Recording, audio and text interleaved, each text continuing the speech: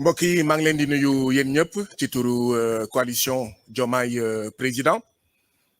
li xew ci réew mi jamono yi ñun ñëpp ko fekkandoo li am mooy dafa am ñaari xeetu femme ak homme politique yi nga xam ne dañoo janoo lii am mooy dafa am ñaari gis-gis ci wàllu politique ñaari gis-gis ci lan mooy politique ci ni ñu yoree réew ñi nga xam ne ñoom ñoo jàkkaarloo benn gis-gis bi mooy ñi nga xam ne dañoo jàpp ne assemblée nationale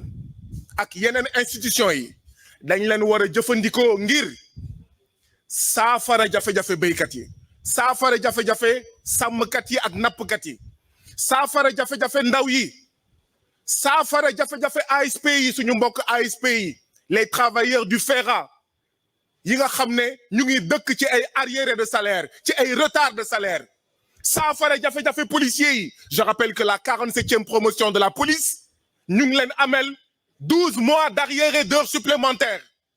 dañoo war a utiliser assemblée nationale utiliser justice ngir saafara lii nga xam ne mooy jafe-jafe askan wi ak ñeneen ñoo xam ne Macky Sall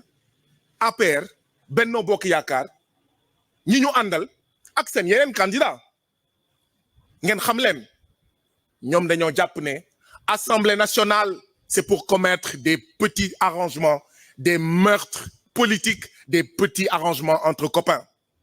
naka la ñuy faagaagalee Ousmane Sonko naka la ñuy faagaagalee Karim Wade naka la ñuy faagaagalee ki nga xam ne moom mooy président Khalifa Sall naka la ñuy arracher le mandat de député de la présidente Aminata Touré mais utiliser institution pour empêcher la liste des titulaires de la liste nationale lors des élections législatives d'être candidat lan moo tax boobu waxuñu dañuy arrêter conseil constitutionnel lan moo tax boobu waxuñu dañuy arrêter cour suprême lii mooy ñaari gis-gis ci wàllu politique yi nga xam ne ñoo jàkkaarloo ñun Diomaye président ñooy incarner vision politique bi nga xam ne dañoo ne assemblée nationale conseil constitutionnel cour suprême institution yi palais présidentiel gouvernement ay jumtuwaay la pour dab bànneexu askan wi depuis quelques jours ñaari gis-gis yi ñooy bëre ñaari gis-gis yi ñooy xeex ñun nag Diomaye président pare nañu dimanche suba ci minuit suñu gis-gis ñu jaay ko sénégalais jaayaat ko sénégalais yi pendant 21 jours am yaakaar ne sénégalais yi suñu gis-gis ci wàllu politique la ñuy may ndam 25 février 2024 en disant vive le 5e président de la République du Sénégal Bassirou Diomaye Faye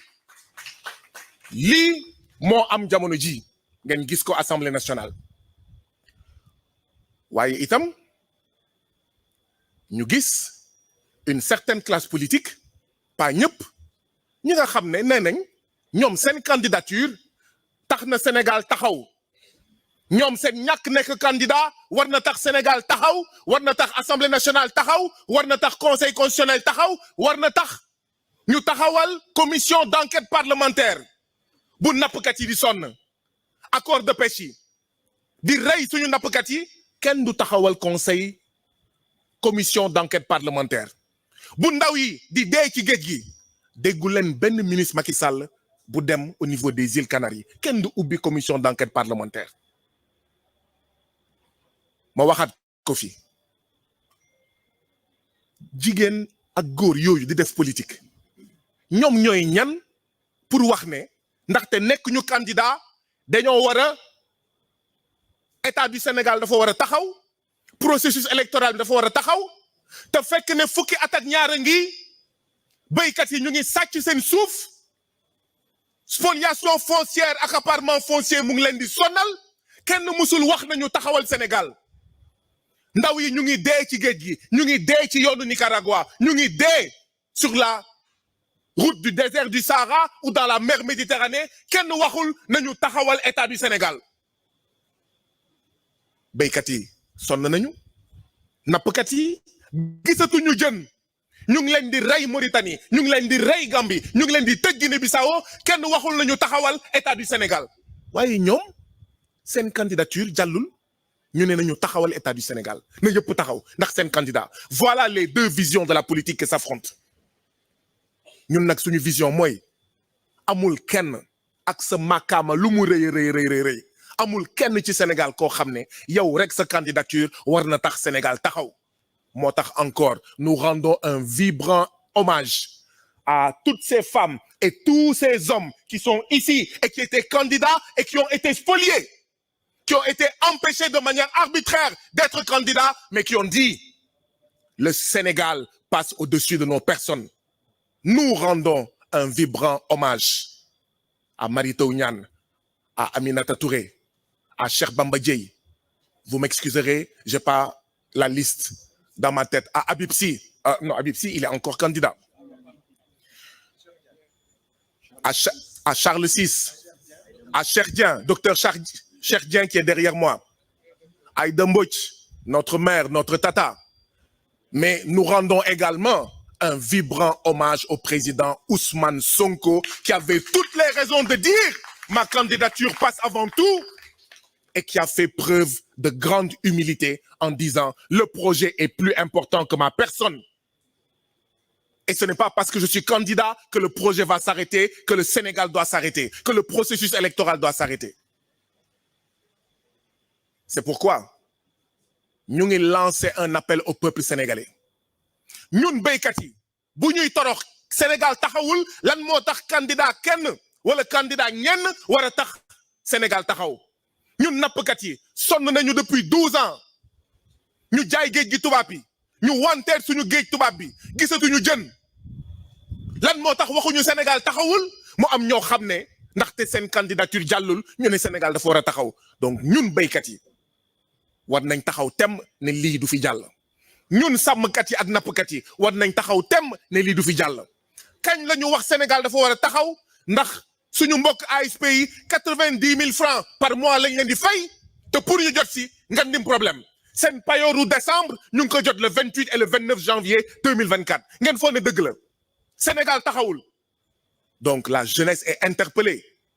ñun ñëpp mag ak ndaw góor ak jigéen ñoo war a taxaw tem ne ci wàllu politique mënuñu nangu benn nit ñaari nit seeni candidature ëpp solo ëpp daraja ëpp makkaama li nga xam ne mooy suñuy dund rey nañ fi lu jege 100 ndaw téeméeri ndaw gouvernement Macky Sall rey na leen faat na leen ndax lan xeex ngir beneen Sénégal ndax lan xeex contre une troisième candidature illégale et illégitime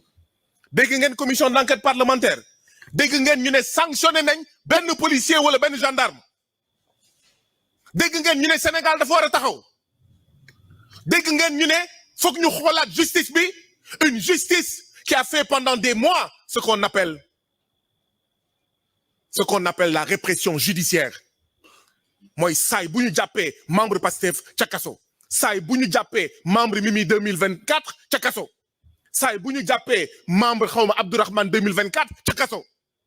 saay bu ñu jàppee membre mouvement citoyen ca kaso. Donc nous sommes interpellés. Pesum kanam borom moo koy fajal boppam. Nous devons tourner cette page de ces femmes et de ces hommes politiques égoïstes pour qui leur candidature passe avant nos vies. Dafa am téeméeri nit yoo xam ne dañoo ñàkk seen bakkan ci xeex bi kenn waxul Sénégal na taxaw kenn waxul dañuy enquête justice. Duñu nangu suñu bakkanu doom duñu nangu suñu junni mbokk yi nga xam ne ay détenus politiques lañu duñu nangu ñoom ñuy torox te Sénégal taxawul ñu ne candidature benn sagaru politicien moo ëpp solo seeni dund. Donc nous lançons un appel à toute la jeunesse jigéen yëpp mag ak ndaw nañu taxaw temm ndaxte lii warul jàll suñuy dund suñuy doom ñoo ëpp solo candidature ku mu munti doon waaye itam nous lançons un appel aux amis du Sénégal. Nous lançons un appel à la CEDEAO. Nous lançons un appel à l'ONU. Nous lançons un appel à tous les amis du Sénégal. Ndaxte kenn, nous n'accepterons qu'aucun d'eux dise qu'il n'était pas informé de ce qui se passe au Sénégal. Cela fait des mois qu'au Sénégal sévit une grave, cruelle et tyrannique dictature du président Macky Sall. Ça ne passera pas. Le peuple héroïque, brave et martyr du Sénégal a empêché une troisième candidature illégale et illégitime. Bu ñu ragal baat bi. Du report la ñu bëgg. Troisième mandat la ñu bëgg. Macky Sall du report lay out. Troisième mandat lay out. Ginnaaw bi nga xam ne ñun ñoo ko tere mu nekk une troisième fois de manière illégale et illégitime candidat. Bu ñu ragal baat bi. Bu kenn waxati report. Macky Sall coup d'état constitutionnel lay waajal. Te du ko fi amee waru ko fi amee. Nous devons faire face ensemble. Ñu ngi tàllal loxo nag. Tous les démocrates de l'APR, tous les démocrates de Benno Bokk Yakaar, tous les démocrates de Wallu, tous les démocrates de tous les autres partis politiques, tous les démocrates de la société civile pour ñu ànd def benn say. Ànd def benn say ngir jàkkaarloog ñii ndaxte troisième mandat du fi amee dañ ko fiy tere. Ndaxte coup d'état constitutionnel du fi amee dañ ko fiy tere. La CEDEAO, si prompte à sanctionner des coups d'état dits militaires est en face d'un coup d'état constitutionnel rampant qui veut se tenir debout. Et nous écoutons la CEDEAO, nous interpellons la CEDEAO pour voir si elle va continuer à être une CEDEAO du syndicat des chefs d'État apatrides, des chefs d'État parasitaires, des chefs d'État soumis à l'impérialisme, ou si elle va être une CEDEAO qui, pour la première fois dans le cas d'espèce du Sénégal, va tirer les leçons de la sortie du Mali, du Burkina et du Niger de cette CEDEAO, syndicat, véritable syndicat des chefs d'État. La CEDEAO doit se prononcer, et si la CEDEAO est un ami du Sénégal, est une amie du Sénégal, il ne lui reste qu'une seule chose à dire au président Macky Sall. Vous ne pouvez pas être candidat, il ne peut pas y avoir de coup d'état constitutionnel et organiser une élection présidentielle transparente, inclusive et dont la campagne électorale va commencer ce dimanche 4 février 2024. Je vous remercie. Merci beaucoup. Merci Guy. Wax nga lépp franchement merci beaucoup. Ñu gaawal mbir yi jox